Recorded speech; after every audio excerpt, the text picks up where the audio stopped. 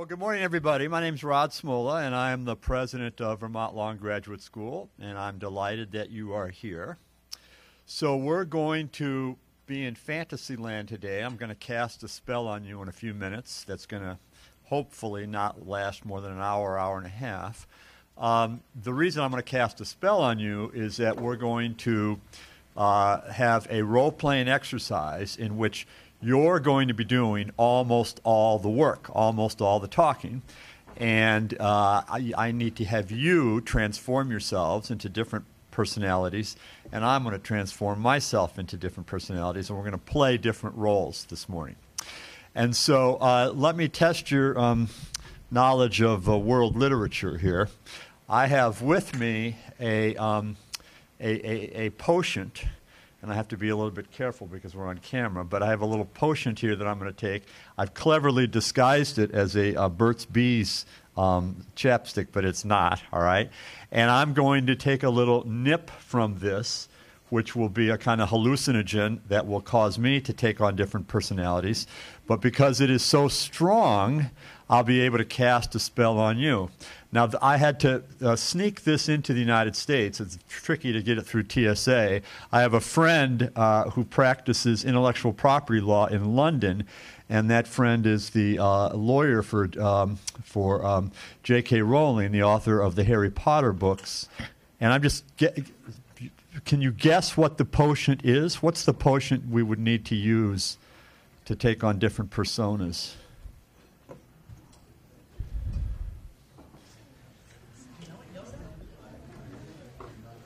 You're murmuring. Certainly somebody knows. I think Harry and Hermione use this from time to time in clutch situations. No? Yes. Polyjuice. Remember Polyjuice?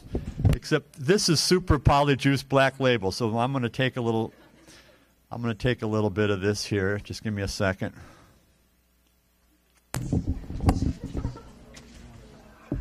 Takes a second to kick in. Okay. Transformicus Supreme Corticus. The first role I will take on is that of President of the United States. There is a vacancy in the United States Supreme Court, and I am going to nominate all of you to fill that vacancy. Now, you may be thinking, wait, if there's one vacancy, how can 50 people play it? But remember, I've cast a spell on you, okay? E pluribus unum, out of many comes one. So you're going to all collectively be nominated to the Supreme Court of the United States. So let's see what you know. What's the next step in the process? The Senate has to confirm you, but there's usually an intermediate step. Anybody remember what that is? The FBI comes in to conduct background checks on all of you. Have you used illegal drugs? Have you been involved in other things that would disqualify you from the highest court in the land? And here's, you can all breathe a sigh of relief. Miraculously, maybe, you've all passed the background checks. So now you're right. The next step is Senate confirmation. And because of your extraordinary education in high school and then college and then law school and your credentials as of fine New England scholars, you are unanimously confirmed, which almost never happens. So I will now be all 100 members of the United States Senate. I'm Senator Sanders. I'm Senator Klobuchar. I'm Senator Schumer. I'm Senator Mitch McConnell. In a unanimous, unusual, bipartisan show of support, you are all unanimously confirmed. Your robes will be outside. You're going to be put into service even before we can give you your new robe. So now I will play the role of Chief Justice of the United States, and I will swear you in. So for those of you that are able, would you please stand and raise your right hands and repeat after me. I do solemnly swear or affirm that I will faithfully execute the office of Justice of the Supreme Court of the United States. I will strive to do equal justice to the rich and the poor. And will to the best of my abilities. Preserve, protect, and defend the Constitution of the United States. For roughly the next 45 minutes. Congratulations, Your Honors. Congratulations. You should. It's not every day you become a Supreme Court Justice. So I'm now going to take on the role of your law clerk, and I will give you a briefing on the substance and process of the oral argument that you're about to hear. And then I will be the marshal of the Supreme Court. The court will come into session, and you'll hear oral argument. So you are about to hear oral argument in a case arising from a public high school, Tina Bay versus Union High School District. You will have read the briefs ahead of time, had you not been pressed into office so suddenly. So each side would write a brief of about 50 pages in length. One side gets a reply brief of about 25 pages. And also others that are interested are entitled to be what are called friends of the court. The Latin phrase is amicus curiae, friends of the court, and they can file briefs as to how they think the case should turn out. So in a case like this, social media platforms like Facebook or YouTube and Google might file briefs. School districts around the country might file briefs. People that represent school teachers might file briefs. People that represent students might file briefs, aside from the party. So you will have read all of that. On the day of oral argument, the court usually hears 2 or 3 cases. Typically, they are 1 hour long. One side argues for 30 minutes. The other side argues for 30 minutes. We're going to be a little shorter than that today. You traditionally, if you are the justices, only give the lawyers enough time to get their name out, their name and who they represent. But usually, about 15 or 20 seconds into the argument, the questions begin. So I once argued a case in the Supreme Court. Later, we counted the questions, and there were 70 questions in 30 minutes. So that's a question about every 30 seconds. Justice Sandra Day O'Connor asked me the first question.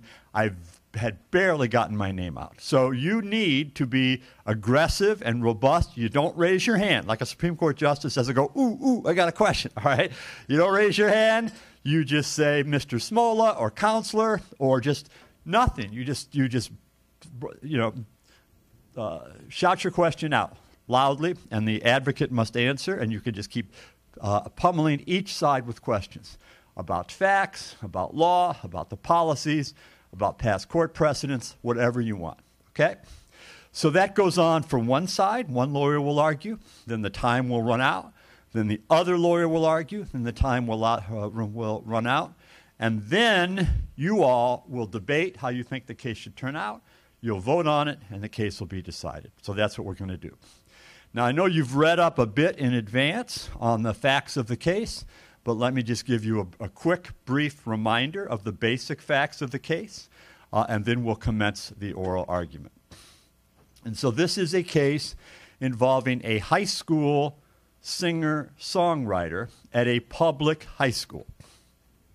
She was conscientiously opposed for religious reasons to a ritual that had occurred at the high school and gone on over a period of time, a ritual in which the football coach at the high school would, at the end of a game, go to the 50-yard line, kneel down, pray, say the Christian Lord's Prayer, and thank God for the game and so on.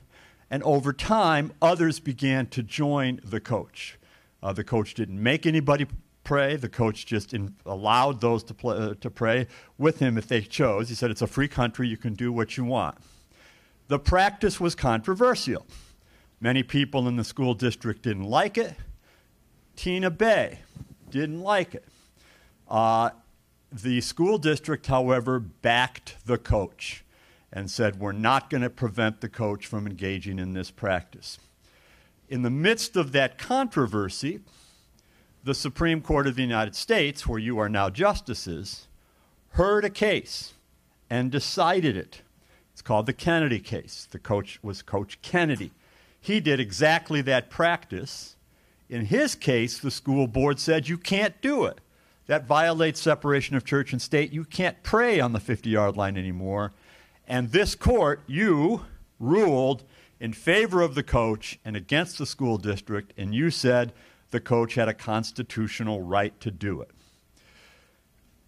The plaintiff in this case, the high school student, Miss Bay, didn't like the U.S. Supreme Court ruling, didn't like that the school continued to allow the coach to do it, didn't like the coach or anybody that prayed with the coach, and took out her frustration by writing a song, which she wrote and performed on YouTube. The song is laced with vulgarity. She used the F word constantly. She referred by name to many school officials, the coach, the principal, the school superintendent, and so on. She referred by name to some other students, captain of the football team, captain of the cheerleading squad, for example.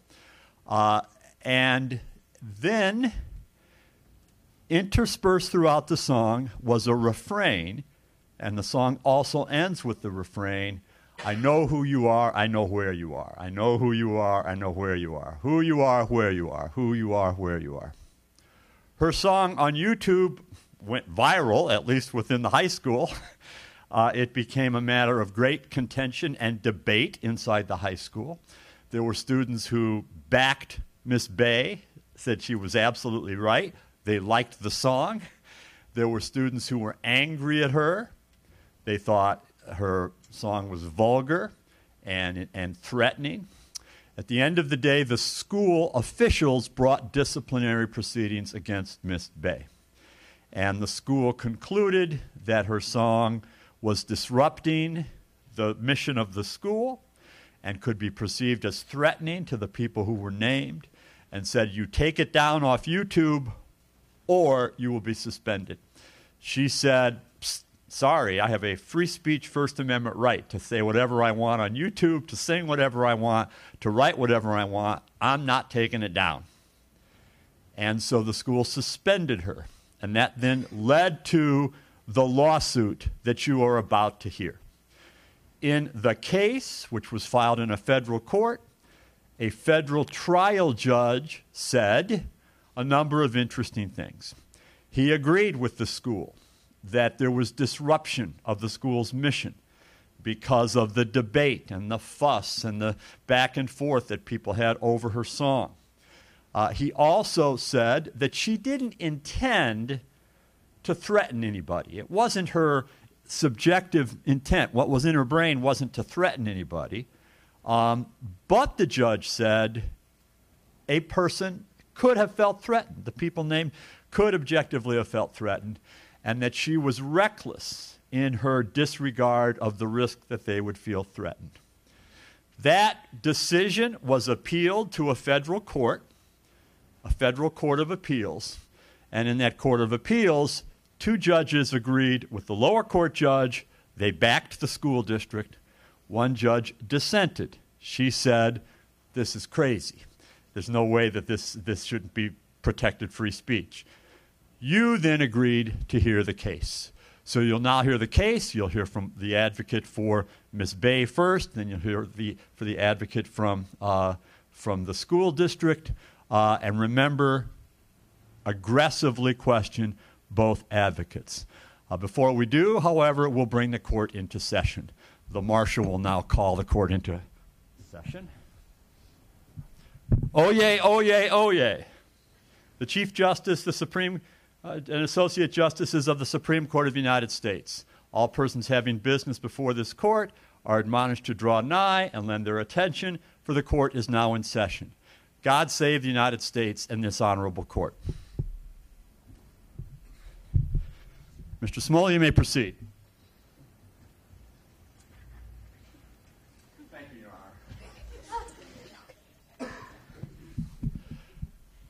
Chief Justice, may it please the court, I'm Rodney Smola. I'm here on behalf of the petitioner, Ms. Tina Bay.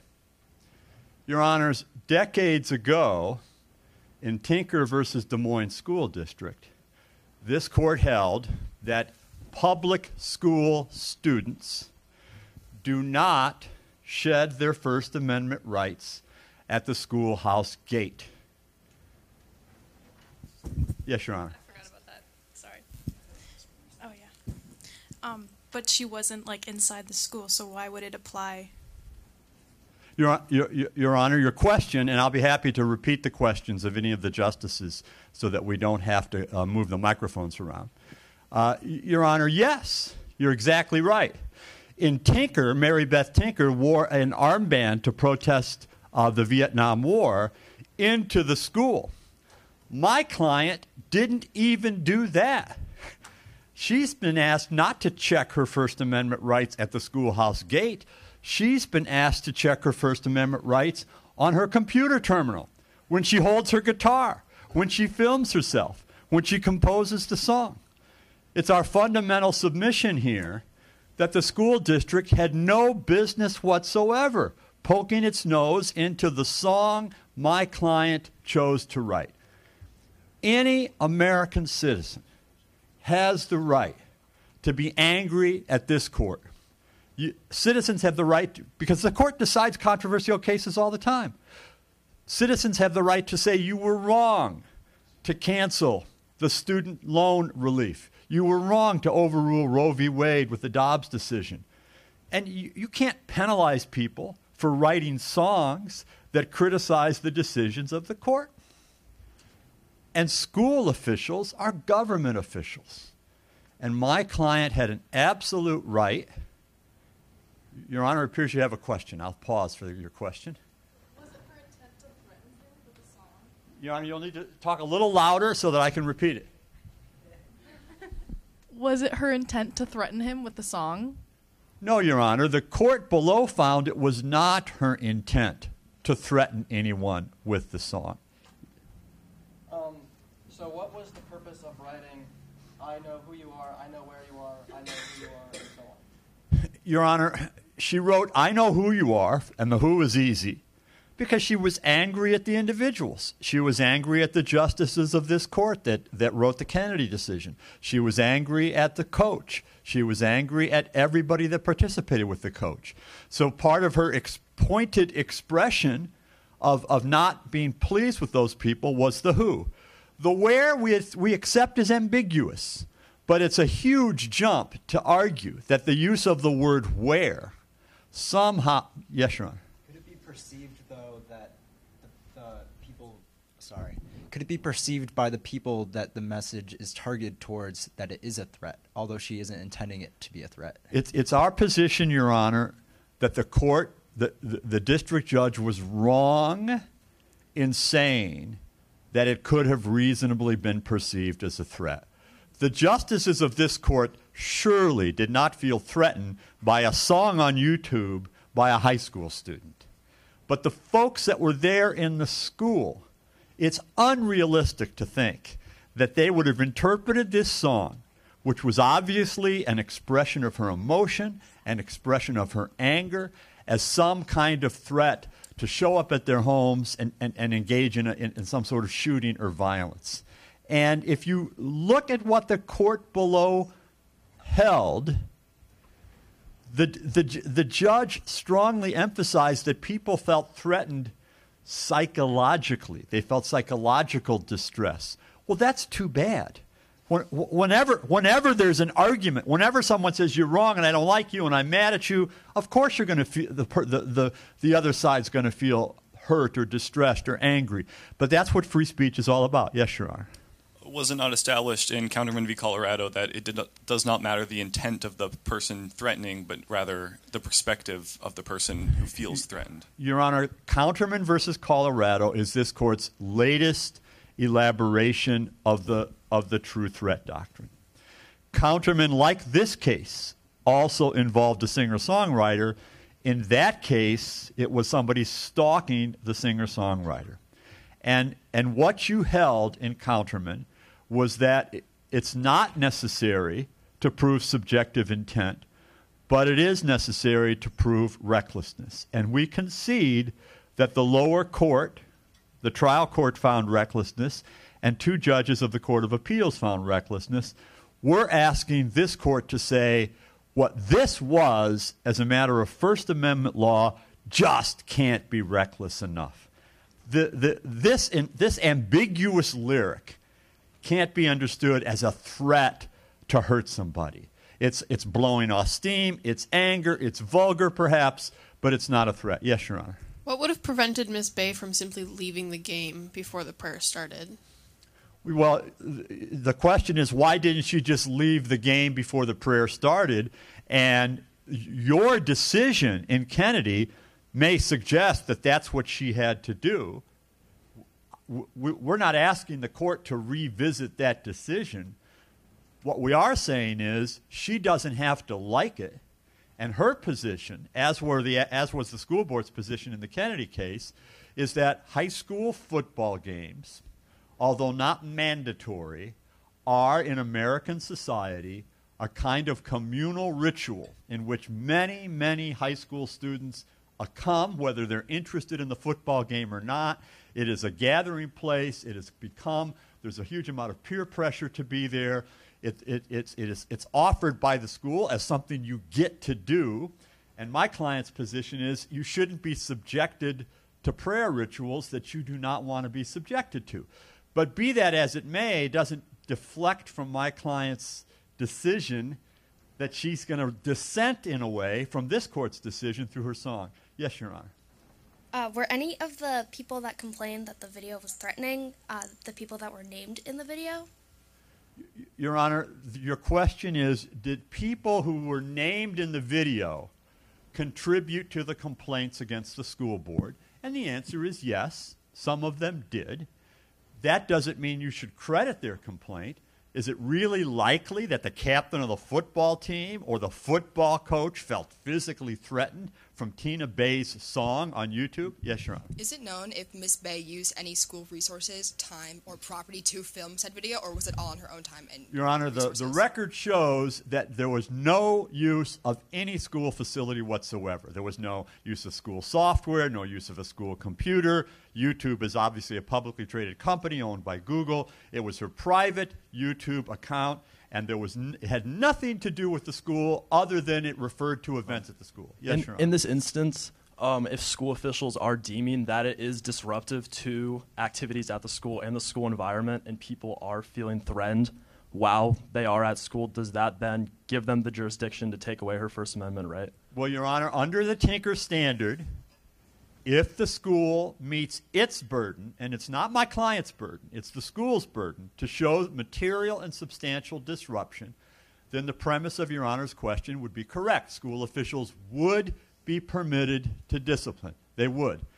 But this court independently has the First Amendment obligation to define what is meant by disruption. And it's our position that disruption cannot simply mean that there's a hubbub, there's discussion, there's debate over the coach, over the song, over everything. High school students may not yet be adults, but they are certainly people that are entitled to their opinions, their views on world events, on domestic events, on school policies, and she was entitled to that. And the only disruption that either the school could point to or that the lower courts pointed to was that discussion back and forth, that back and forth, whose side do we believe in? And it's our position that that can't count.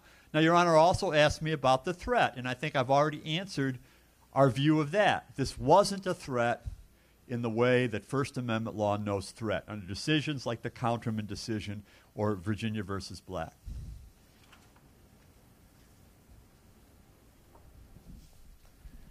Why did Miss Bay feel the need to use vulgarity and direction in her song to show her discontent with the practice of the football coach? So Your Honor's question is, why did she have to use the F word? Why did she have to be vulgar?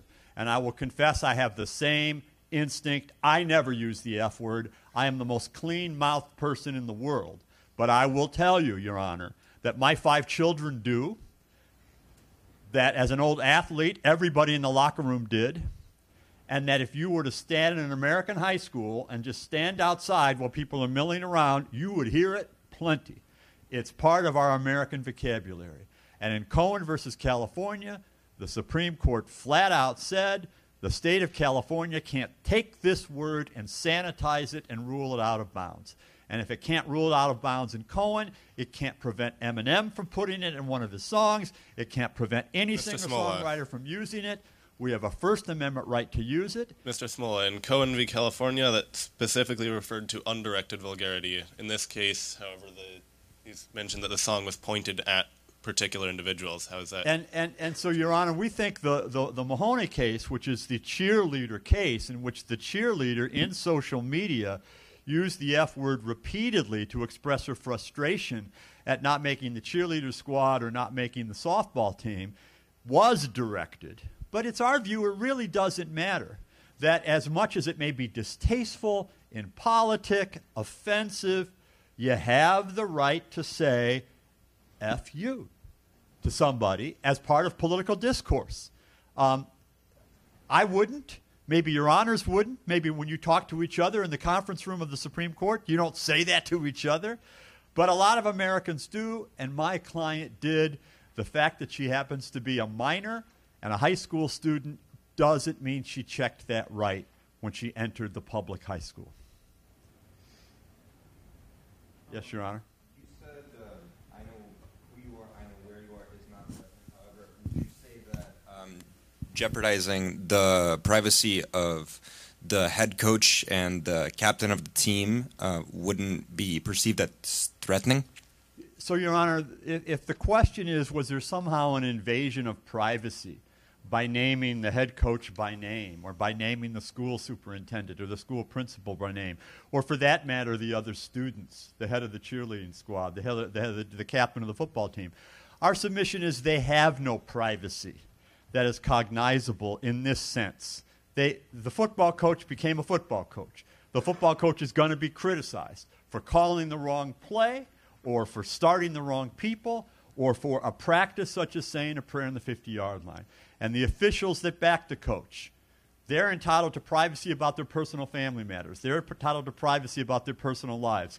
But as to school policy, you know, Harry Truman once said, if you can't stand the heat of the fire, stay out of the kitchen. It's part of what they bargained for. And even though the students here are arguably more sympathetic, that is to say the head of the cheerleading squad or the head of the football team, the fact that they aligned themselves with the coach and participated opened them up to critique as well. If we're saying that this is okay and this level of vulgarity is allowed, what are the limits?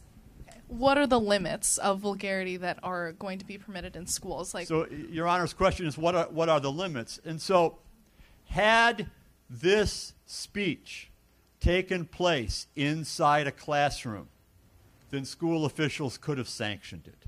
And so it's often said, Mr. Cohen may have had the right to wear the jacket, F the draft. Of course, he didn't say F. Just like in the movie Christmas Story, he didn't say fudge, all right? But you wouldn't have the right to wear that jacket or to wear a T-shirt with the F-bomb on it into a public high school. We accept that. Nor would a teacher have a right to do it. If a teacher engaged in vulgarity in teaching a class, the teacher wouldn't have a right to do it. We accept that. But my client said this on YouTube. And she said this on YouTube in a song that she wrote. And that's a clear answer to Your Honor's question. That's where the line exists. It's the line between being inside a place where business is being conducted, a workplace, a school classroom, even an athletic team. If a coach was constantly vulgar, school officials could discipline the coach, in our view, but not for things you say on YouTube. Is it not more serious that she mentioned the cases of like other minors at her high school? Because specifically, maybe she didn't intend them harm, but she was kind of opening up the conversation to other people who might have intended harm and also knew where they were. So, Your Honor, I see my time has expired. Does the court wish for me to take extra time to answer Your Honor's question? Yes. Yes, thank you, Your Honor. Your Honor, we ought to look at this realistically. In the world of a modern American high school, students are inflicting distress on one another all the time. And it's part of our culture. It's part of cultural icons like the movie Mean Girls. People say things about each other. They argue about teachers. They argue about boyfriends and girlfriends. They argue about classes. They argue about a lot of things, and they say intemperate things about each other. Surely we don't live in a society in which we are going to be the thought police and the language police at that level of intensity. We accept that if a high school student were in a serious way to threaten violence against the school, to threaten violence against other students, to threaten violence against school officials, of course schools may take action immediately. Outside of schools, of course, the police may take action for anybody that engages in that sort of threat. And similarly, you don't have a right to defame people. You don't have a right to lie about people. Well, my client didn't lie. Everybody knows the facts. She's expressing her opinion about this controversial ritual. And in that sense, the First Amendment should protect her. Thank you, Your Honors. Mr. Small, you may proceed. Thank you, Chief Justice. Chief Justice, may it please the Court, my name is Rodney Allen Paul Smola. I am here on behalf of the Union School District. As Your Honor's questions to my friend, the advocate for Ms. Bay, revealed, the school district was absolutely within its rights. Yes, Your Honor. What specific policy in the student code of conduct would have led to Ms. Bay being suspended? There was a catch-all policy, Your Honor, in the code of conduct that prohibited activity by a student that would substantially and materially disrupt the educational mission of the school.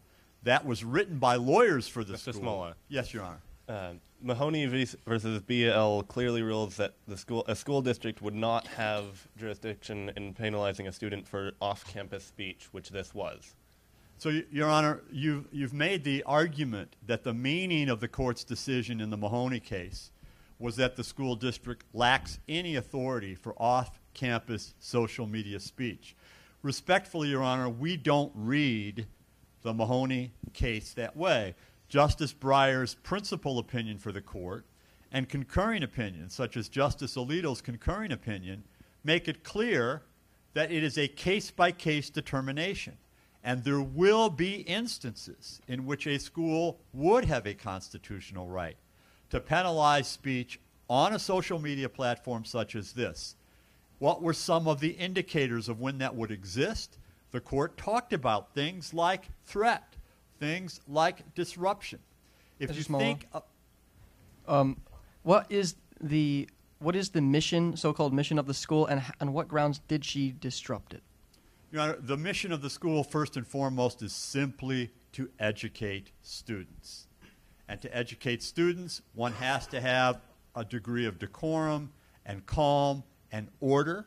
And this was a major distraction within the school.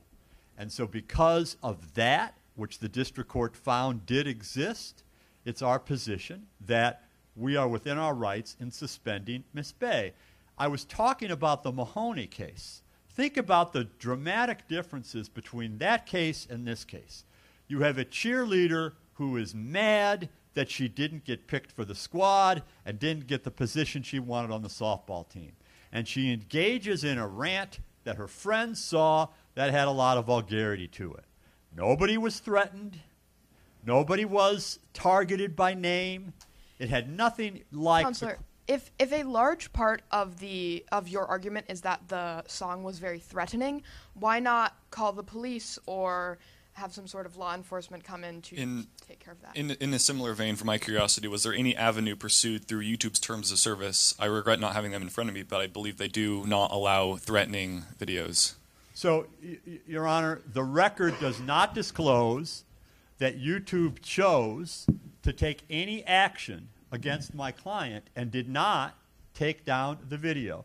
And to Your Honor's question, were the police called? The record doesn't demonstrate that the police were called. I do think it's important, Your Honor, to make the point that my client, the school district, and the courts below rested their decision on alternative grounds. There is the disruption ground, which we think is the easiest for us to prevail upon, because you are federal judges, you're United States Supreme Court justices, you're not educators. You don't know what it's like to be high school teachers, high school coaches, high school principals. The school district does, and so we think we should be deferred to under the disruption standard. But then we have this alternative grounds, which you don't even have to reach if you agree with us on disruption, that this was threatening. Threatening in the sense that she acted recklessly. There's simply no conceivable reason to say, I know where you are, I know where you are, I know where you are. You know how that translates? I know where you are, and you better watch out, because I might come and get you. Mr. Smolik, going back to the suspension of Miss Bay, why was I think it was a 4-week suspension chosen? Was there any relevance to that? So, Your Honor, a 4-week suspension was deemed commensurate with the offense. She wasn't kicked out of school. Mr. Smolik, the offense cited is that it created a material and substantial disruption. Was there any objective evidence to that end? Your Honor, the disruption that we relied upon, which was not disputed by Miss Bay, is that this became the obsession at the school. Everybody was talking about it. Yes, however, my colleague here is asking, is there any tangible proof for it, for example, a reduction in performance of the students? So, Your Honor, there isn't any record to show that SAT or ACT scores suffered or that grades suffered. The school officials said in their testimony, and the principal said in her testimony, because it was such an obsession, the teachers reached the view that it was all anybody was talking about, and it was distracting the school from being able to go through its mission. Counselor, if Ms. Bay is punished for this case, then where will the line be drawn for outside-of-school activities being reprimanded? Well, Your Honor, let's think of what she could have done here differently. She didn't have to name these people by name. She didn't have to constantly lace her song with vulgarity. She didn't have to say, I know who you are, I know where you are. She could have written her song about religious freedom. She could have written her song about saying prayers on the 50-yard line. She made the decision to name people, to lace it with vulgarity, and to say, I know who you are. She had to be thinking something by doing that. She had to be thinking something. And she chose those lyrics because she knew those lyrics would scare these people. To clarify on your previous point, your argument that of the disruption was that everyone at the school was talking about this person. That's correct, Your Honor. Your Honor, I see you have been patiently waiting for your fellow justice to give you a chance to speak. Thank you. Couldn't her words be considered political hyperbole instead of a threat, like in Watts versus United States? So you've asked about the Watts case, one of the first true threat cases this court decided. In Watts, the defendant, referring to President Johnson, said something to the effect, I'd like to get President Johnson in my sights and shoot him. But in that case, that he was clearly referring to his frustration about Vietnam, his frustration about the Vietnam War, the fact that so many of those fighting the war were minority group members. We accept that a lot of what Ms. Bay said was political protest. We accept that. But you don't get a free pass, a get-out-of-jail card free pass, or a stay-in-school card free pass because you have an overall song that is political if built into it there is disruption or true threats. And that's what the lower court found, and we submit the court should defer to that judge who lives in the town, who heard the audience, who heard the witnesses, who saw what was going on. Ms. Bay had a chance to testify. That judge listened to her and said, this is what I think really happened. Yes, Your Honor. Going back to the suspension, is it arguable that the 4-week suspension was more disruptive to the educational mission than her video? Well, Your Honor, if the idea is that when a school disciplines a student, And when the discipline itself is controversial, which we accept this was, I mean, Ms. Bay made a federal case out of it. It's now in the United States Supreme Court. If that's the case, then school officials would be paralyzed. They'd never be able to discipline students. There can always be this echo bomb of disruption that follows a school's decision, but that can't disable the school from taking the educational... Mr. Smola, it's my understanding that when the suspension was given to her, she was given the opportunity to take the video down, Yes. Potentially to not be suspended. In that case, how would her taking the video down, if it was a true threat, alleviate the threat in any way? Would the threat still persist, even if she took the video down? Well, Your Honor, we said to her, take it down, because people feel threatened by it. And if you take it down, we'll understand. You're not threatening anybody, and you've done what you can to mitigate the disruption. It's our view, asking her to take it down should be plus points for us, not her. And that is to say, we didn't come out of the blue and, oh, you sang this song, boom, you're out of here. We said, look, this is disrupting the school. Look, this is being perceived as threatening by folks. Take it down. Nothing will happen to you. We gave her the warning, and that should count in our favor. Yes, Your Honor. Did the student stop talking about it after she was suspended, or was it still a controversial topic in the school? In fairness, Your Honor, they didn't stop talking about it. And as you can imagine, the entire high school is listening to this argument that we have right now. That's not very often. Your high school is in a U.S. Supreme Court case. Counselor. They're listening to the audio feed. Counselor, could the argument that you made about the suspension causing disruption within the Supreme Court and whatnot being unforeseen also be made about her making this video not being able to foresee the disruption it would have caused? Your Honor, what the judge said was that she acted in reckless disregard for the substantial probability that this would cause disruption. Now, that is, conceitedly, a judgment. A judge is saying, this is my view as to how to characterize your conduct. It's our position that finding is unassailable. Why else would you say, I know where you are? Even if in her mind she's saying, I'm not going to go out and shoot you, Mr. she was reckless. And, Your Honor, go ahead. Your Honor? I'll start. According to your argument that it causes disruption, how would taking the video down change that if, as it sounds, everyone is already talking about it, everyone's already seen it? It's not going to erase that everyone's already seen it. So why would it make her not get punishment? Well, and Your Honor, your question is, Mr. Smollett, if she's caused disruption already, how is taking it down going to ameliorate it? And we concede to some degree it doesn't. But our society is built on conceptions of deterrence. Further, Mr. Smollett, how does the school district justify causing a greater disruption by suspending Ms. Bay in this instance? Your Honor, the answer I was about to give to your colleague, I think, is an appropriate answer. In our society, we will often punish people. You face consequences for breaking the rules. That may itself continue to be controversial, but part of the reason we do that is we want to deter others from breaking the rules. And so the school district has a cognizable interest in saying, say what you want on the street, say what you want on YouTube, but if you start targeting people inside the school, if you start naming them by name and saying, I know where you are, there comes a point in which we have a right to step in and say, you do that, you're out of here. Mr. Smola.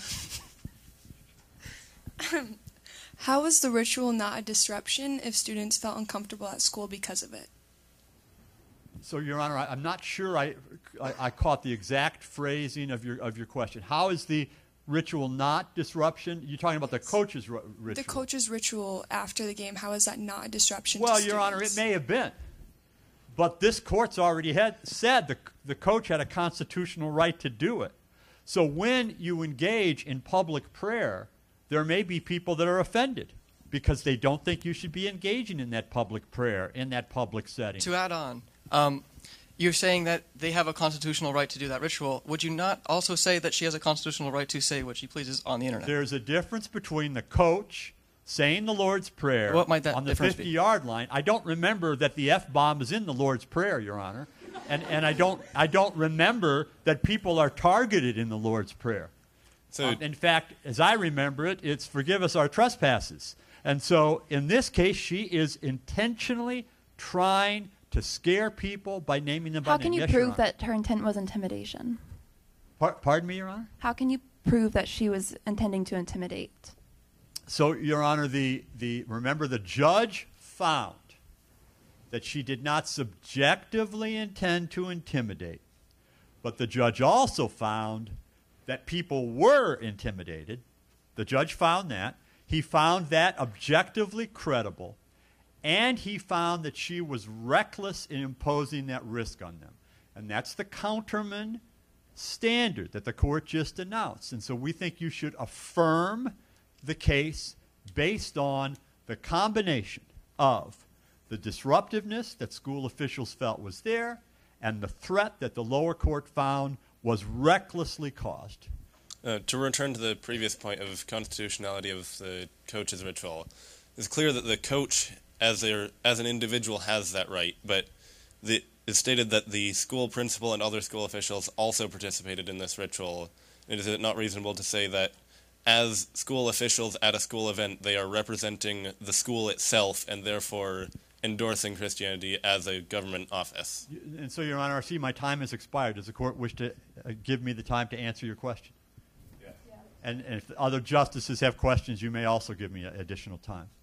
So, Your Honor, whether what the coach did in this case and whether the school board's endorsement of the coaches doing it crossed the line into an establishment of religion as opposed to being the free exercise of religion is simply not before the court today. Miss Bay could have sued the school district. She could have sued the coach and said, notwithstanding the Kennedy case, you've gone too far. She didn't. She instead wrote this song that was threatening. She had a civilized way to try to make the point to stop the coach. She didn't pursue that avenue. She pursued this avenue. Yes, Your Honor. How was the length of the suspension determined? If the mission of the school is to educate others, wouldn't a 4-week suspension have a greater impact on her learning? And so, Your Honor, you've asked how was the 4-week period calculated, and I take it Your Honor again wants to give me the time to answer the question. Yes. The 4-week period of suspension did not prevent her from continuing to matriculate and pursue her course of education. It set her behind. It set her behind by 4 weeks. Miss Bay in this suit doesn't challenge the length of time. She says that the only length of time permissible would have been 0. She said the school was powerless. But it's not for this court to second-guess a decision by school officials. Should it have been 10 days? Should it have been 2 weeks? I will point out that in the Goss versus Lopez case, a procedural due process case, the court said any suspension longer than 14 days requires a hearing, requires an opportunity to be heard, requires a somewhat informal adversarial process. The school did that. My client carefully gave her the opportunity to make her point, to contest the school's decision. There was a hearing, and the 4 weeks is what emerged. Thank you, Your Honors. All right, now, if you remember the musical Hamilton, remember that song, The Room Where It Happens? All right? You're now in the room where it happened. So if you go to Washington and you take a tour, often you'll see the Capitol, you'll see the White House, you may see museums. You can tour the United States Supreme Court building. It's actually one of the better tours in Washington. And if the court's not using the room, you can go into the room on the tour and see where the justices debate. And when they're in that room, there's only the justices. No one else is there. No clerks are there. Nobody's there. And they talk about the case, and then they vote on it. So we'll replicate that now. So I would not be in the room. That would be unethical. We'll replicate that now. Anyone that wants to stake out a position with your fellow justices as to how you think the case should come out, take a microphone and talk. Anybody that wants to dissent. And after we've had a bit of time to discuss it, we'll take a vote. So you address your colleagues. You don't need to address me. My colleagues, it is of my opinion that Ms. Bay did have a constitutional right to exercise her free speech outside of the school, and that the punishment given by the school is unconstitutional. I agree with Justice Carson, and to add on, Boardman, and to add on to his point, if disruption is such a big deal, then should we sue every blockbuster movie that comes out? Should we sue every time Taylor Swift releases a new album? To further add on to Justice Hill and Justice Boardman's arguments, Mr. Smola, arguing for the school district, did agree that the extent of the disruption was students talking about this person in the hall, which is a normal student behavior. So therefore that we can say that no real disruption actually occurred and that the school district had no grounds on which to base a suspension. I also want to recall a most recent case from Mahoney, which was passed 8-1, 2021. And to add on to everything, I do think it was with her constitutional right to practice and write this song. It was outside of the campus, and this just falls within parental premises. So where do we draw the line? Where does the school draw the line?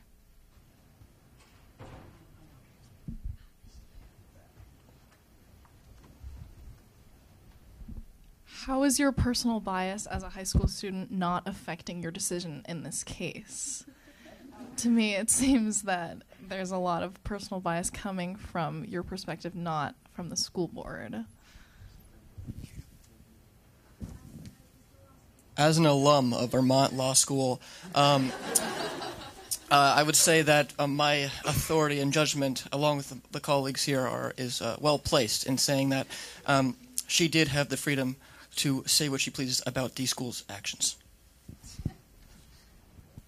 Adding on to that, but does that include the threatening nature of these arguments, coupled with the swear words? Where does the line draw at threatening? It was a threatening,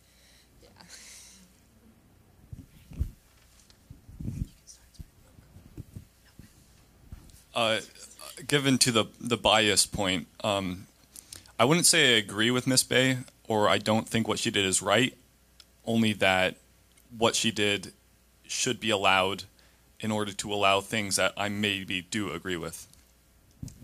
Kind of agreeing with Justice Boardman. I think the grounds on which the school decided to kind of convict her did not really work out, because the disruption, they have no actual concrete evidence that there was disruption. As Justice Johnson said, it's normal to talk in the halls as a student about people. It doesn't matter what the subject is, it happens. So to say that, and to say that it was a threat when there was no actual threat made, and it was admitted that she did not intentionally do anything, just feels unfair for them to make that decision about her education.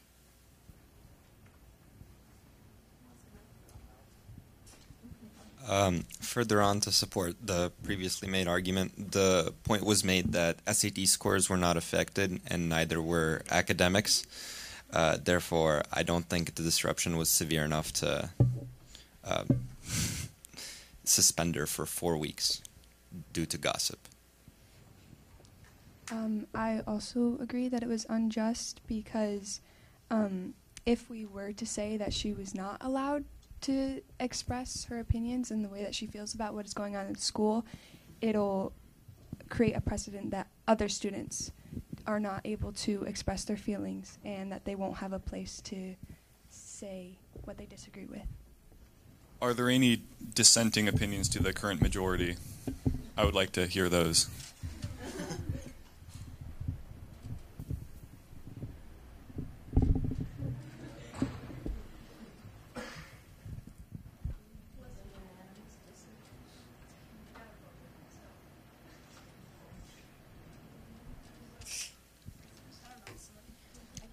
Why couldn't Ms. So there's a question as to whether anybody is on the wants to strongly voice another opinion. Why couldn't Ms. Bay have just left the game when the coaches and other students began to pray, as she was not required to attend?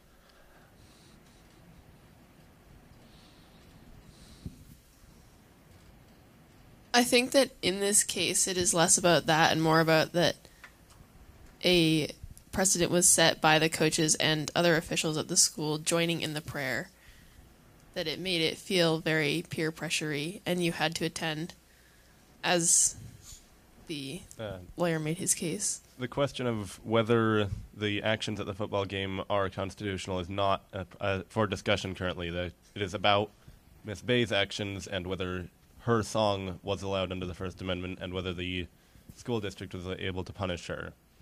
And on your question, it's also a fact that every student has a right to go to the game and they shouldn't have to leave if they wanted to see any other activities that happen after that.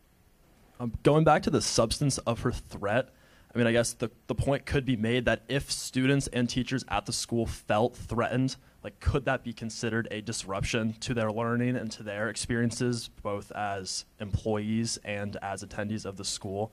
And is it the school's responsibility to ensure that their employees and their students feel safe at school? If the students or staff or both felt threatened by this video or this song, would it not be more appropriate for the school to take action to support their mental health, such as providing therapy or other means? I mean, if the threat that they were intimidated by persists, then I don't know how effective those measures are going to be. But well, looking at it from the other side, like, Bay herself also felt threatened by what was happening in the school, so it was within her right to bring up what she felt threatened by. So I think it goes both ways, but right now at this case, it's more about what Bay. I mean, she was not directly targeted by the prayer in any way, I guess was the only thing I'd say. Never mind, I forgot. Continue. Though she was not directly targeted by the prayer, she was excluded from being able to participate in that event. It was essentially establishing religion. But again, the question of what the school was doing at the football games and whether they were endorsing religion is not for discussion currently. The matter is about her actions, and the point that she may have threatened school officials is a reasonable one, though it is unlikely that it could be construed as an actual threat.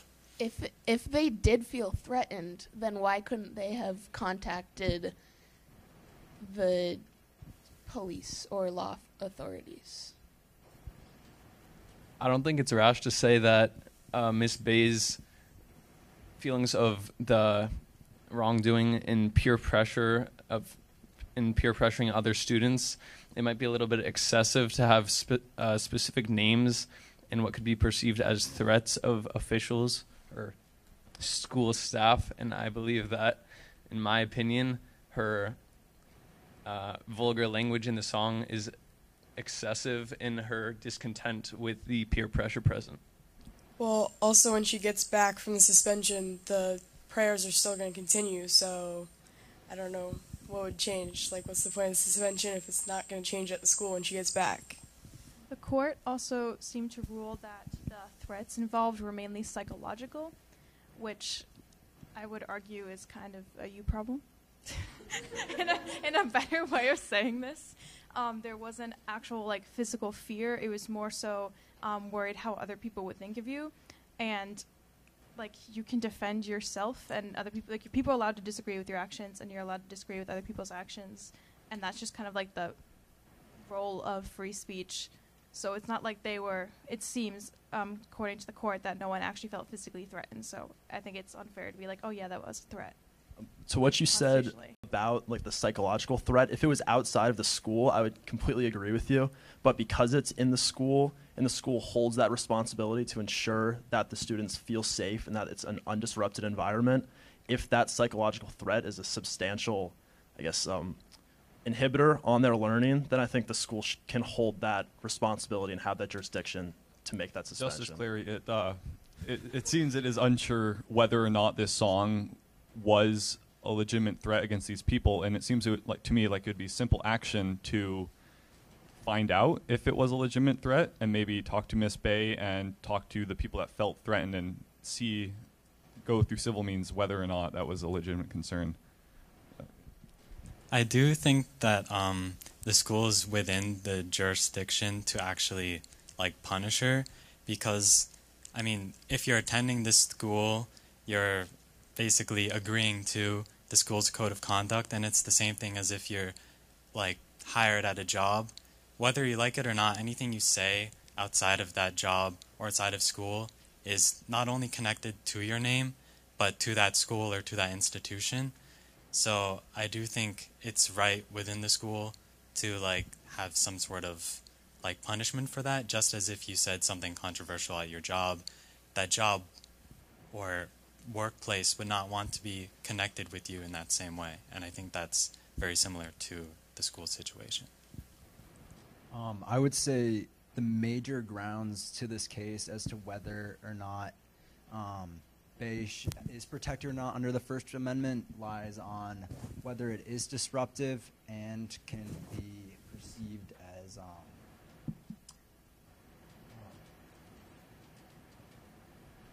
anyway, under the Tinker case, the Supreme Court created this test called the substantial disruption test, and the main considerations are whether or not it is materially and substantially interfering with the requirements of appropriate discipline and the operation of the school, and whether or not the school can reasonably have forecast substantial disruption of the material interference with school activities. So I think it is fair for the school to forecast what could have happened and therefore have the right to discipline the student without actually knowing whether or not the student did actually cause harm. Coming back to comparing school to private employment, I believe that in a school that is public, it is quite different from private employment, as a private employer may choose to fire you over something you've done on social media or outside of your work due to their public image being affected. I feel that as a public institution, the image of the school was not gravely affected by something that has been done by a private individual. Further, even a private company could not simply fire an employee for making political speech that criticizes the government. That would be grounds for wrongful termination. And additionally, if a school code of conduct applies to a student even when they are not in school, there's no reason for a school code of conduct to apply to students while they're not in school. It provides a tyrannical rule of that school, of those school officials over the students. I understand where Justice Other Belk is coming from, but I do think that it isn't relevant if the school conduct itself was constitutionally against Constitution in the way that freedom of speech should be allowed in schools. So it doesn't really matter if that's what the conduct says. If it's not, it shouldn't be able to say that. So I'll be the Chief Justice and say we have time for a few more comments, and particularly let's prioritize people that haven't had a chance to speak yet. I agree with the school because I think that if she saw something that she didn't agree with, I don't think she immediately needed to make something that was attacking other people. And I think she could have just tried to hold a meeting with the school board or try to have a civil conversation to work out what was being done.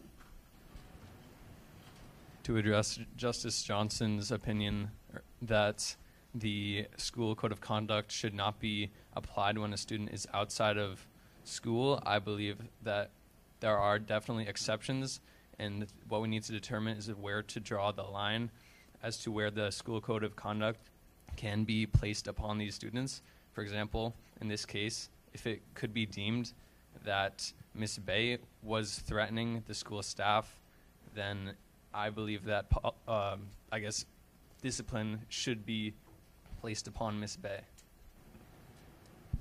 Just to clarify that point, the school code of conduct should only apply within the school.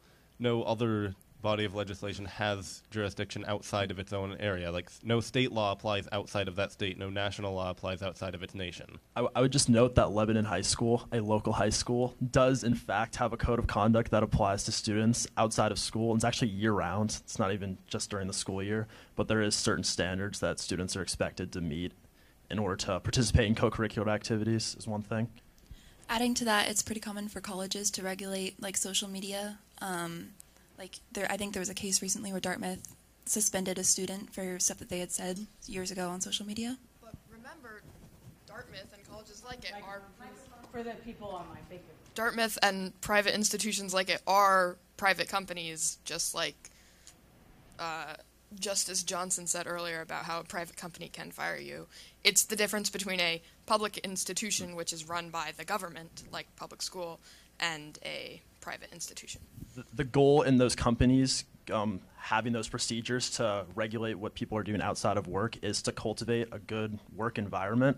And I think the school had been ruled to have that same right to regulate a productive, undisrupted environment. So I just don't see how that would be any different, even if the legal standing is slightly different. And I do think by bringing in school officials like the president and superintendent, that does essentially bring the school into the argument and allowing it to have that kind of jurisdiction.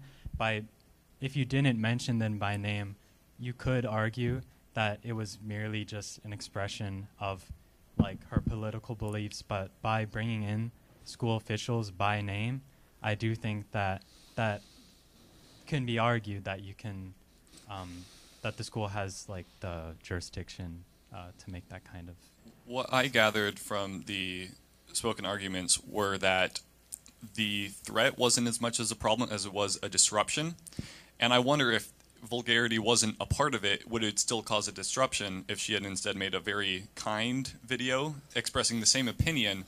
Would the school official be angered to the point of suspension even if it expressed the same view and caused the same disruption? It seems they have been kind of angered by the language. So let's start the voting process. So first, take a few seconds in the quietude of your own mind to think how you want to come out. Some of you may have thought you were going to come out one way, then been persuaded by the arguments. Some of you may be on the fence, but take a few seconds to think about it. Now, before we vote, let's see how good you are at predicting. So, on the actual Supreme Court, there would be nine votes. Write down, if you can, or put in your brain, if you can, how you think this court in this room is going to vote, but make it a denomination of 9. So do you think it's going to come out 5-4 on one side, or 6-3, or 7-2? Sort of what's your sense of the percentage, how you think it's going to go in this room? Let's see how good you are. So take a second to just put down your private prediction.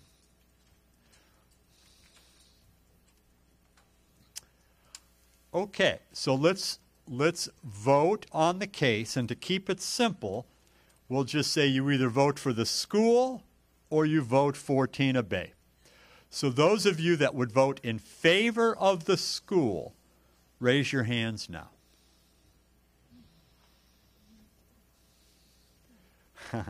Those of you that would vote in favor of Tina Bay, raise your hands now.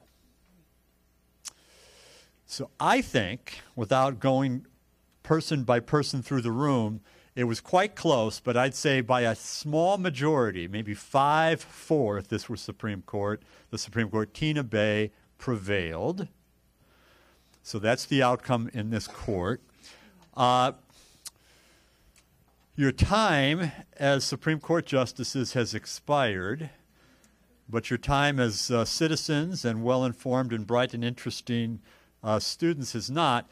If you continue to feel the effects of being a Supreme Court justice for more than 4 hours, you might want to talk to the school nurse, okay? So I'll give you a few other observations, and then I'll be happy to take some questions, because we have a little bit of time still for questions, right? Shirley had recommended perhaps taking a quick break in case anyone needed to use the bathroom. Okay, we'll take a break in 1 second, but let me just leave you with this. This is the second time I have argued this case. I did it in front of another high school. What was the name of it? Hanover High School? Does that ring a bell? Oh. And guess how you think the Hanover students voted? The other way, about 7-2 in favor of the school and against the students. So go figure, go figure. All right, we're going to take a break, and then we'll come back for some questions. Well, hello, everybody. Welcome back. So this is just an informal conversation, and I'm happy to have you ask me questions about anything. It doesn't have to have anything to do with the case that we talked about. It can be about anything that's on your mind about legal issues and courts and so on. So the floor is open.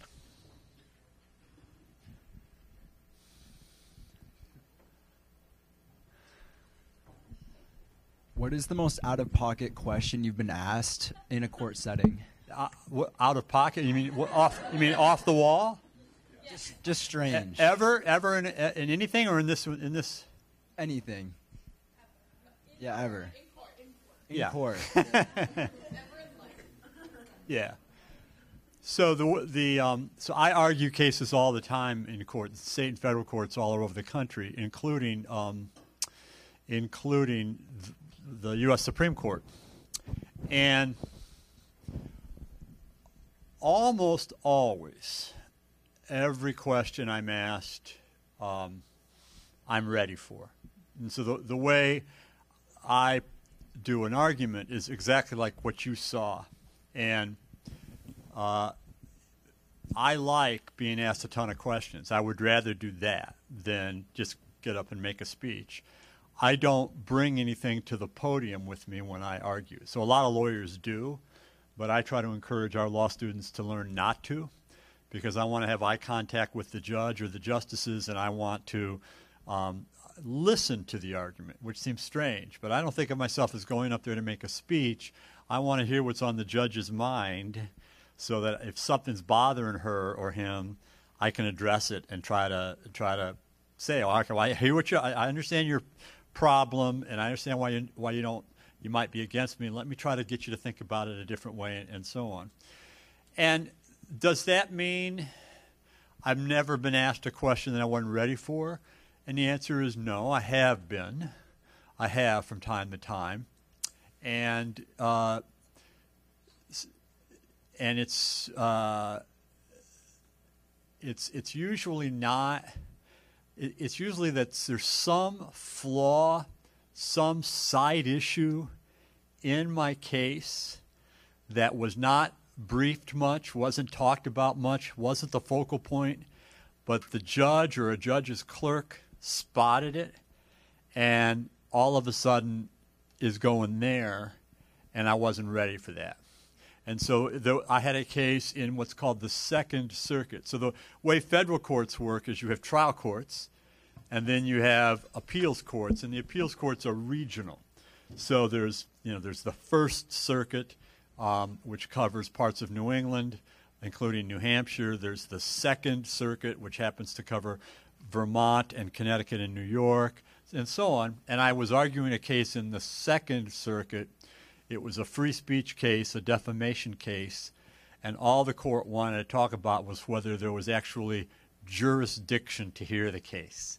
And it sort of caught me off guard. But surprisingly, if you've thought through the case a lot, you almost can anticipate every question you're going to be asked. And the other quick thing I'll say is what I encourage lawyers to do, and law students to do, is just to pretend like the smartest person in the world who's opposed to you would try to come up with the hardest questions that you could possibly be asked, and then come up with what your answer is going to be to those questions. And that's the way I approach it. Yep. Have you ever been asked a question that made you think to yourself, man, I thought there were no stupid questions? Like that kind of thing? I didn't hear what you said. Ask a question that made me say what? Really, kind of stupid question that kind of seemed to Oh, like has a judge ever asked me a question and I thought it was actually a dumb question to be asking me? Yeah. Well, that's when you learn to bite your cheeks and pretend. Oh, that's a very good question, Your Honor. You know, I mean, maybe not that often though, but sometimes, of course, sometimes somebody will go off on something, and you'll say, "Why are you even asking me this?" But of course, you try to never display that to somebody. Yep.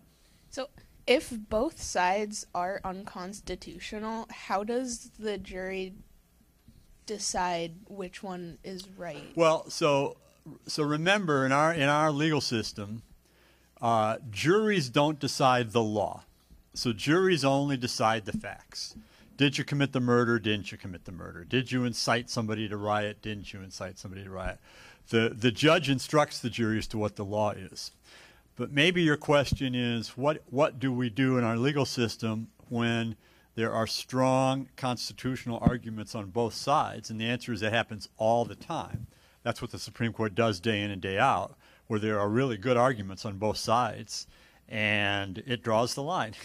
And in the case I gave you, which I just made up, just a fictional case, I made it up to try to be a close call. And must be a close call because two different groups decided it two different ways. Even in this room, it was fairly close. And I don't have the slightest idea how the real Supreme Court would decide this case. One reason for that is the current Supreme Court sometimes divides on ideological grounds. So you can predict the conservative justices will vote one way and the liberal justices will vote another way. And we know basically it's about 6 conservatives and 3 liberals, but not in every area. And free speech law is an area where there's no pattern. There's no pattern among the conservative justices or the liberal justices, and that makes it a very, very unpredictable area.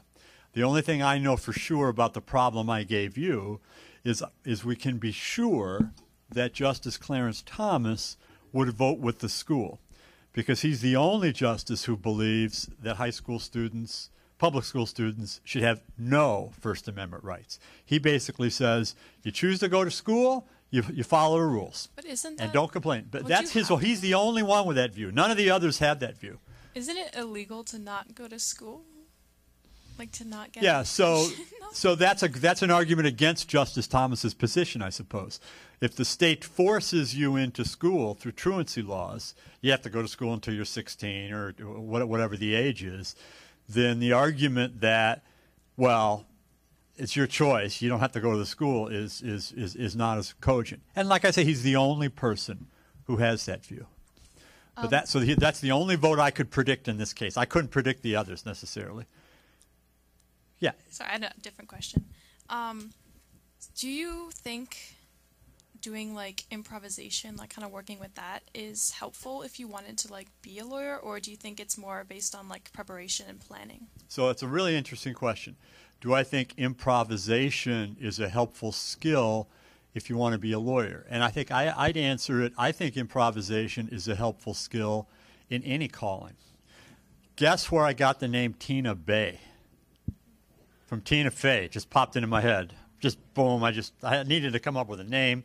And I was improvising when I came up with the thing, and it came. But she wrote a terrific book. Bossy Pants, is that what it's called? I can't remember. Miss Bossy Pants? Yeah. Yeah. She's a very talented writer, and she talks about how she grew up in comedy through improv, first at Second City in Chicago, and then Saturday Night Live. And some of you may have done improv in theater at the school, but the first rule of improvisation is you have to leave an opening for the next person. So it's really a partnership. You're trying to feed them something that they can work with the joke or with the drama or whatever. And I actually think that's a good life skill. Rather than shut people down and being a know-it-all, the idea that you're trying to understand where people are coming from and what you say leaves them with something to work with is an important life skill. And you saw what I had to do was improv, if you think about it. I mean, I had to respond to your questions based on what I had in my brain, ready to talk about. We'll just kind of go through the room randomly, How do you prepare for going to trial? So I'm more of an appellate lawyer than I am a trial lawyer, but I'm sometimes involved in the arguments in front of a judge for a trial. So there was this huge lawsuit by Dominion Voting against Fox News, and I was one of the lawyers for Dominion, and I argued the case in front of the judge to have the case not be thrown out on free speech grounds. But the way that lawyers prepare for a trial, a jury trial, is just a huge amount of work. You will have gone ahead of time. In a civil case, you would have already seen all the witnesses, deposed the witnesses, looked at lots of documents, so there aren't as many surprises. There's more surprises in the criminal justice system, though still in the modern criminal justice system, you more or less know who the witnesses are going to be and probably what they're going to say. And so you prepare for how you're going to question the witnesses and how you're going to try to get what you want out of the witness. And if you don't think they're telling the truth, how you try to extract that truth. A last quick thing I'll say, then I'll go to another part of the room, is I think that less is more.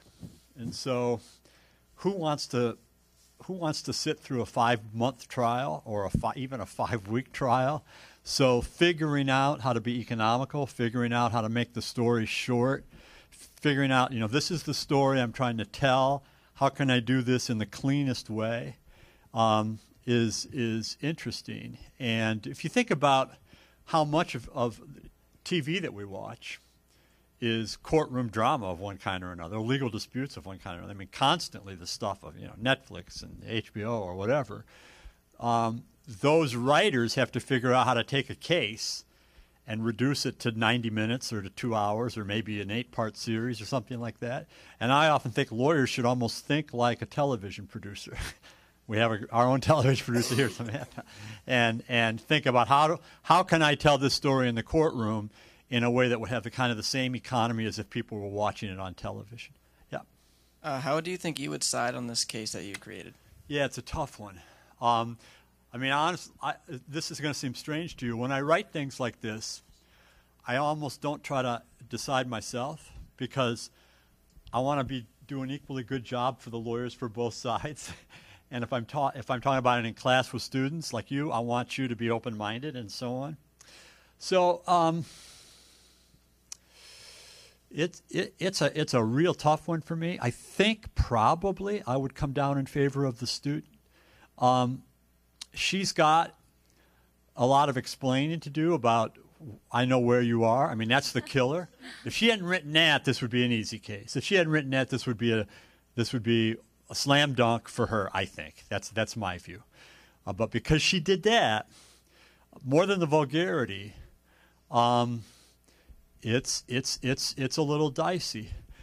I guess I didn't find the disruption part of it all that convincing for the reasons you heard me argue. I mean, there's going to be disruption and all sorts of stuff like this, and it didn't seem like it was that palpable. The threat stuff's more intriguing. I mean, if you put yourself in the position of the people named, some of you probably would have said, "I don't care. She's not going to hurt me. I mean, to heck with you," and just would have fled it off. Some of you might have really been scared, and I mean, I don't know. And that was so that's, I think, the strongest part from the school's perspective. So I want to go back to the case. So someone said, why couldn't she just have been civil and brought it up to the admin and just the school board? But since the school admin and the school board were participating in the religious thing that was happening at the football game, there is no common ground. I don't know if that makes sense. There is no neutrality in that because, they were participating in it, so they would be defending what they were doing. So what do you think she should have done that, instead of bringing up to the case, done it in a civil way? I mean, you heard one of the lawyers, one of the fictional lawyers, say she could have filed a lawsuit against the school. Maybe she didn't think she had a shot. Maybe she just thought she was, it was too close to the real Kennedy case to be worthwhile. I tried to create this overtone that maybe it was a little bit more than that. So in the actual Kennedy case, the school district really had nothing to do with the coach. In fact, the school district was opposed to the coach. They tried to fire the coach. In this case, it's like the school district is with the coach. So it arguably has that that extra element that might have crossed the line. So she could have, I guess she could have filed a suit. She could have, sometimes what people do, I've done this a lot over the years, is you draft a lawsuit, and then instead of surprising the other side by just filing it, you call them up and say, who's your lawyer? And then you say, I'm going to show you the lawsuit we're about to file. Do you want to try to talk about this ahead of time? Do you want to try to settle this ahead of time? Do you want to try to come up with some deal ahead of time? And sometimes that. So those were avenues conceivably that she had. But I think that the basic gist of your question is probably, and of course this is kind of crazy. We're talking about something I just made up, so it's fictional. But I think what I had in mind is she was exasperated, and she didn't think she had any choice but to sing this song, to show this frustration and sing this song. Is it challenging to be a lawyer and have a client, but you disagree with them or where they stand? Sure. So the question is it challenging to have a client and you disagree with your client and you disagree with where they stand? And this is a common problem that I have because I do a lot of free speech law, and often the speech I'm defending I do not like one bit. So I would not have liked Tina Bay's song. I mean, it would have turned me off. If I had been her friend or her parent, I would have said, really? Come on, could you just chill a little bit more here on this? This is a little bit rough, a little bit mean. But I would have happily taken her case whether I agree with her or not. And I've taken free speech cases where I totally disagreed with what was being said, but I thought in a particular circumstance, the person had a right to say it. And I've been on the other side where I've taken the argument you don't have the right to say what you said. Now, in criminal law, defense lawyers have an ethical obligation and a constitutional obligation to do what they can to defend their client. But of course, defense lawyers are human. And of course, a defense lawyer may think, in my heart, in my brain, I think you probably did this. But maybe you're not legally guilty, and the state still has to prove it beyond a reasonable doubt. But there are ethical constraints to what you can do. You can't participate in perjury. You can't knowingly put a witness on the stand that you know is going to lie. It's really a dilemma. But criminal defense lawyers have that issue all the time. And then, of course, a lot of lawyering is not litigation. It's about half of what lawyers do. But a lot of lawyers, they don't do that at all. They do deals. They help people, start businesses, or they do tax things or stuff like that. One other quick thing I'll say is you are permitted as a lawyer to try to absorb your client's emotion and anger and counsel them down. And this is a real common problem in family law, where there's a couple is divorcing and they hate each other and they're angry and they're being very destructive. And some lawyers just want to amplify that and just be warriors. But other better lawyers are able to say, do you really try to help the parties come to a more reasonable solution somewhere in the middle for the betterment of the family finances, the betterment of the children, all of those sorts of things. So I gave you a lot of different answers too. When we were doing the kind of fake, I guess, court, you said that you had to answer every question that we asked. So do you have a time limit and how quickly you do that? Can you stand there for a minute or so and be like, let me think about this? Right. So in the only thing that was not authentic in this is that because we were passing around the microphone, you didn't get to spontaneously interrupt. So in an actual courtroom, if the court is doing oral argument the traditional way, I am talking and then a judge just breaks in and then I immediately am quiet. Even if I haven't finished the last answer, I am quiet and I don't talk over them and I listen. it was harder for you all. But I will even in an actual live courtroom, or even when I argue during COVID remotely, if I pick up that a judge is about to want to ask me something, I'll sort of look at the judge and nod or defer to give them. And I did that with a few of you. I could tell you when trying to break in, and I would try to do that. Now, your other question is there a time limit to your answer? And the answer is, in most courts, there's an absolute time limit, period. So if I know I've got 30 minutes or 15 minutes or 45 minutes, because it varies depending on the court, I try to keep my answers on that pace. So I don't want to be asked the first question and give a 15-minute answer. So I kind of try to keep it, in scale, knowing in my brain how much time there is. But the other modulator is just the next question that comes will cut me off and I'll have to start over. Yeah, I meant like if someone asked you a question and you weren't sure of the answer yet, do you have time to think about it, or do they expect you to just No, you don't have throw time it to out think there? about it. You don't have time to think about it. But it is permissible to say this is less likely as you go farther up towards appeal. It's more likely to happen in the courtroom. It's perfectly permissible to say, Your Honor, I don't know the answer to that question. I haven't researched that. I haven't had a chance to look into the facts on that. If Your Honor wants to postpone the hearing, or you want me to send you, you can. Sometimes the judge will say, write me a 2-page, response to this question I have, and give both lawyers the side. But yeah, there will be occasionally times when you just don't know, and what you don't want to try to do is try to pretend that you know what you don't know. Almost always in life, that's a bad idea, because judges can tell, and people can tell, and it's painful to come clean and say, I don't know the answer, Your Honor, but it'd be better to do that. Yeah.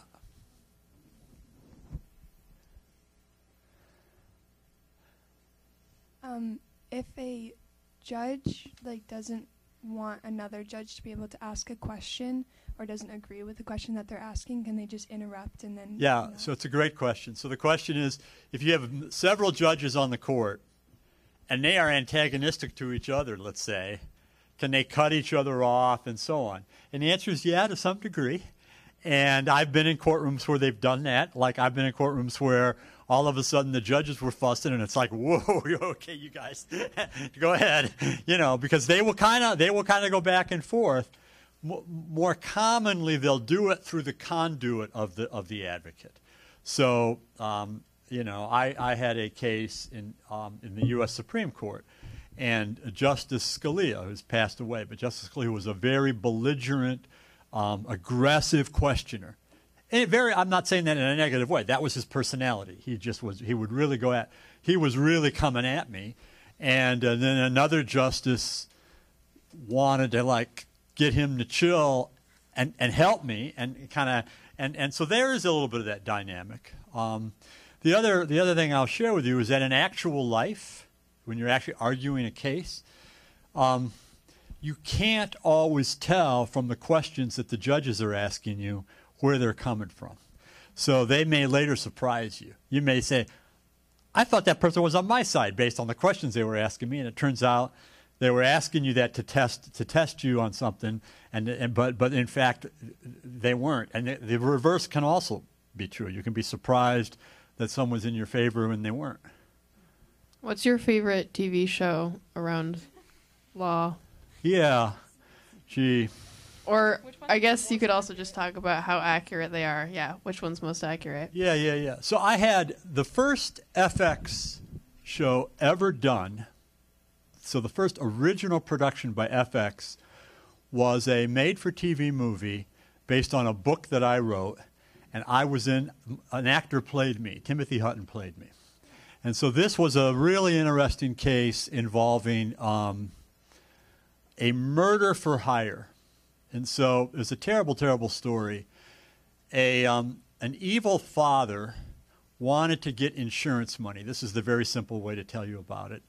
And the way he was going to get insurance money was to have his own son assassinated. His son was a paraplegic, and there was this big sum of money to take care of him because there had been medical malpractice that rendered him sick.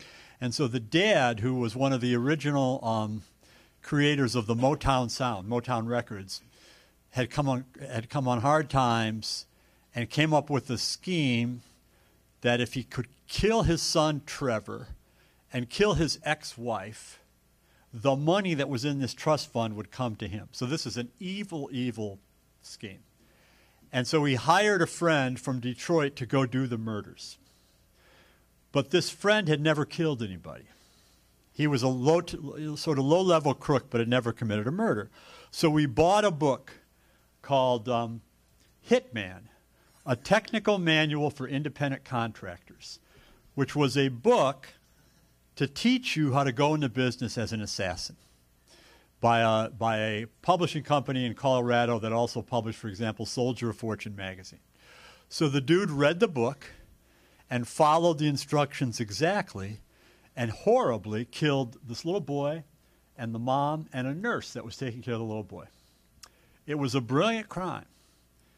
But the police got some leads, and they found the dude in Detroit who had done the actual killing, and lo and behold, they found that he bought this book, Hitman. And then they were able to connect everything that had happened in the murders to the book because it was like whoever committed the murders had to have read this book. So that was it. So both the dad was caught and the hitman were caught. The families then wanted to sue the book publisher for money damages on the theory that the book publisher was morally culpable and should be legally culpable for training the assassin.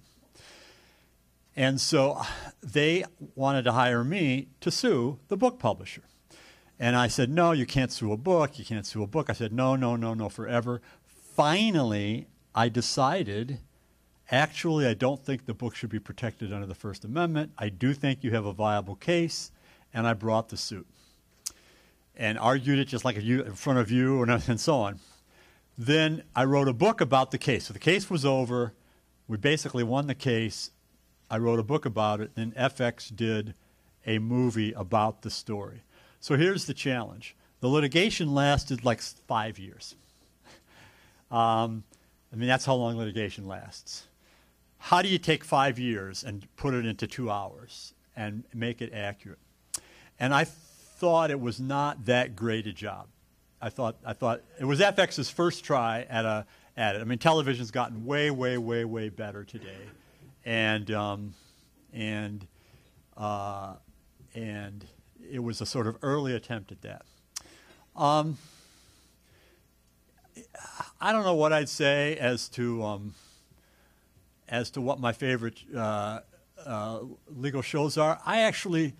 I guess because I'm a lawyer and I'm a law professor and I watch other stuff more than I watch law stuff. Like I just finished binge watching The Bear. You know that show. I grew up in Chicago, so I love that one. But in terms of accuracy, I would say increasingly today, pretty good. Pretty good. I mean, you have to take liberties, you have to condense things, you have to, but overall, pretty good. What like Netflix and HBO and others have to be careful about is if they're dramatizing a real event and they put real humans in that event, they have a little bit of artistic license because they can invent dialogue, they can invent scenes, but they can't. Even though it's television, even though it's a dramatization, they can't give the viewer the impression that something happened that did not happen. They can't lie about a real person, or they could be sued for defamation. And I've been involved in suits against media companies that took a real person and dramatized it, but warped the picture of the person so badly that people watching it thought they were seeing the truth, but they were seeing a falsehood. So that can happen. President Smala, I have a question that hopefully helps some people in this room. For those considering pre-law or those who don't know what they're considering yet, what's your best advice for someone pursuing that track? Yeah, so let's say some of you think maybe I want to go to law school someday.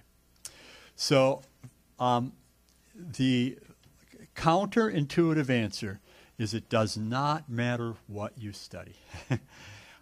I have had great friends who were lawyers who were musicians, chemists, English majors, engineers, anything. The skills are learn to write really well.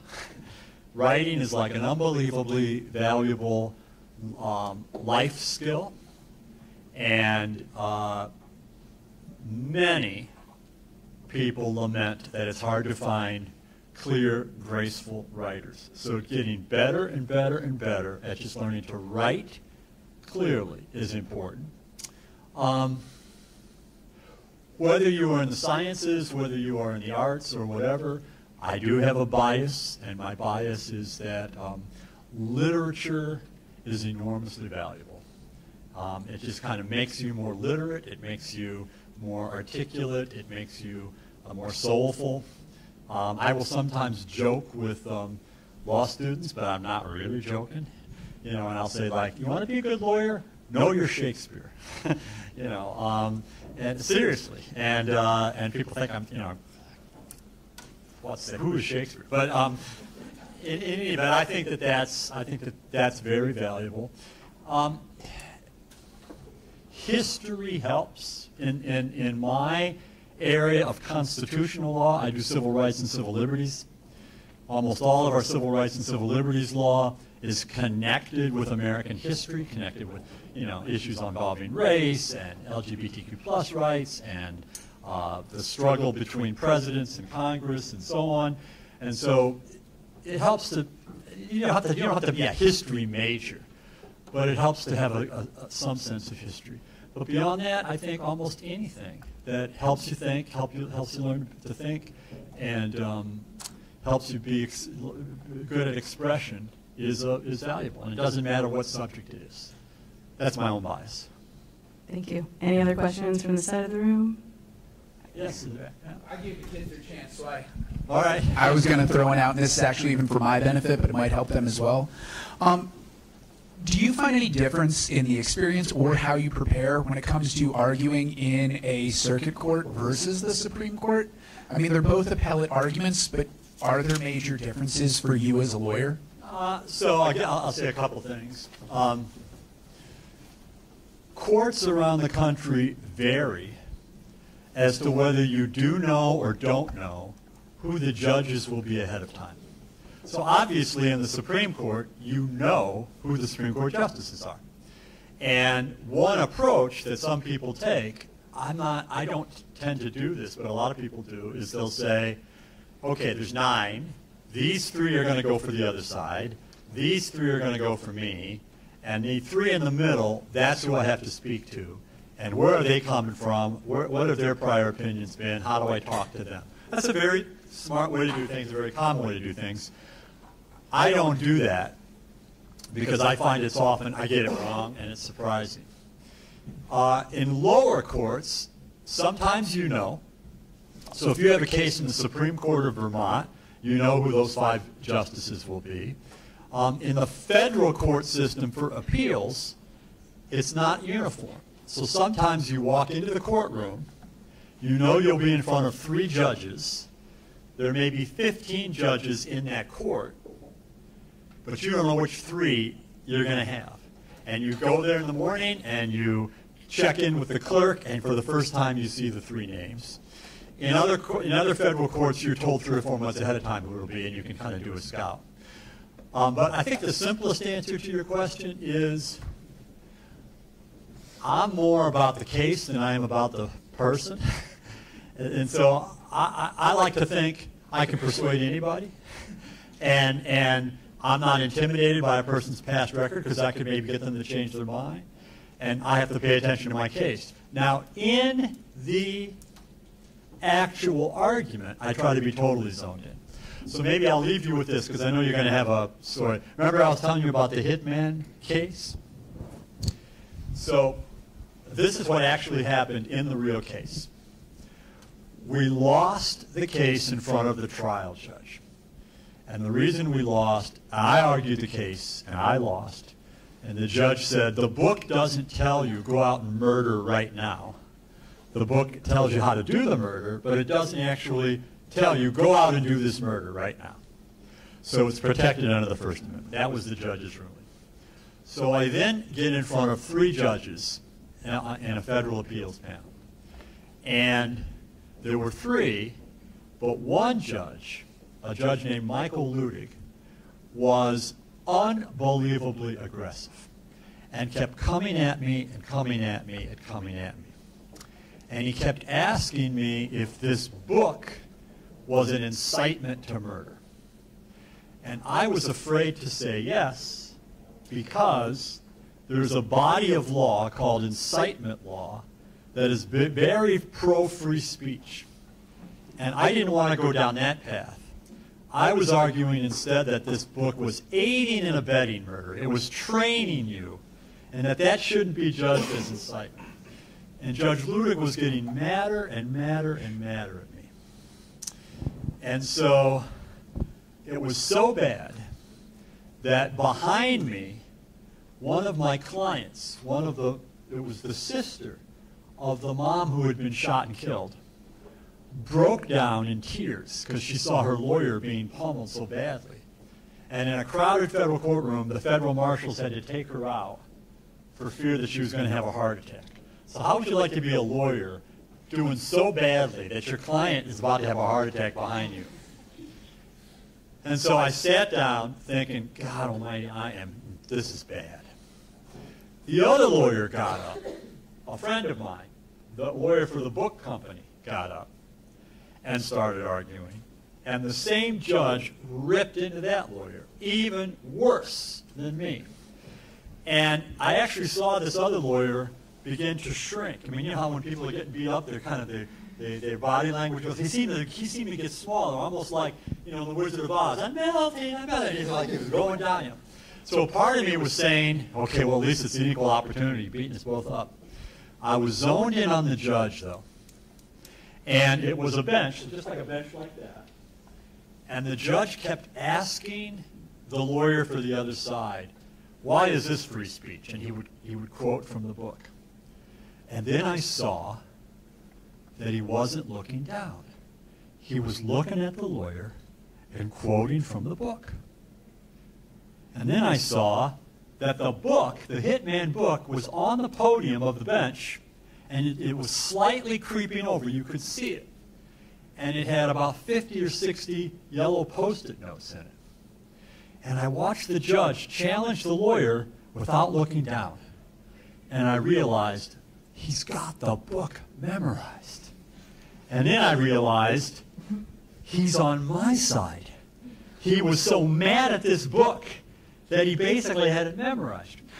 And I got back up and I said, Your Honor, you kept asking me over and over and over again, is this incitement? And I kept saying no.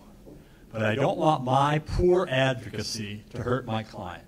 And he interrupted and said, well, that's part of the price of arguing a case, Mr. Small. And I said, yes, Your Honor, but I misunderstood your question. If you're asking me, in addition to technical training, does the book encourage you, incite you, steel you to be a hitman by making you think that psychologically this is a noble calling and you can do it? Yes, Your Honor, every page is an incitement.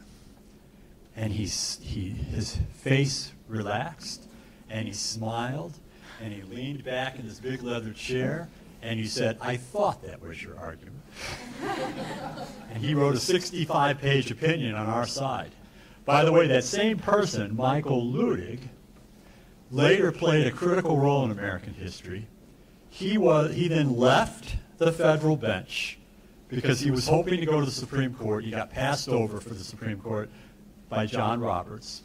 He went into private practice. He was the lawyer for Boeing, and then he retired. But on January 6th, basically January 5 and January 6th, when Mike Pence was being lobbied to set aside the results of the election, Michael Ludig advised Vice President Pence, the theory that you can do this is crazy. You have no constitutional authority to do this. You should stand up to President Trump and say, no, I won't do it. And Vice President Pence did that. So the lawyer I argued the Hitman case again came back in American history to have that fascinating role in that famous event. So a couple other questions. I guess I don't know what the time frame is in terms of when you get to eat. You know, I mean, I don't want to. Technically, we have 20 minutes. All right, so I'll take a few more questions and then. Yeah. How long do you have to like prepare for a case? Does it vary like a lot between, or is it generally like you have to have? So the question is, how long do you have? So sometimes a case is an emergency. So I've had situations where a crisis will happen, and there will be an emergency hearing in 2 days, and you will do the best you can and write stuff up and show and go in. But normally litigation in the United States moves ridiculously slowly. And so, you know, when in the civil sort of stuff that I do, client comes to me with a problem and wants me or some other lawyers to sue somebody. There's a thing called the statute of limitations. You have so much time to do it, and so you often are under time pressure to do that. But once the case is started, everything usually takes several months. Every stage takes several months, and you can have a huge amount of time to get ready. So, like a brief, if we were doing the case that I just described, you would have 3 or 4 or 5 months to write your brief in the Supreme Court, and then 3 or 4 or 5 months before the argument would take place. Any other questions?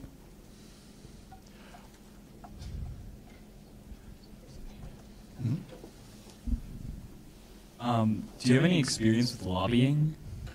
Not much. The question is, do I have any experience with lobbying? Not much. I have done a little tiny bit occasionally over the years, but not too much. What I sometimes have done is there'll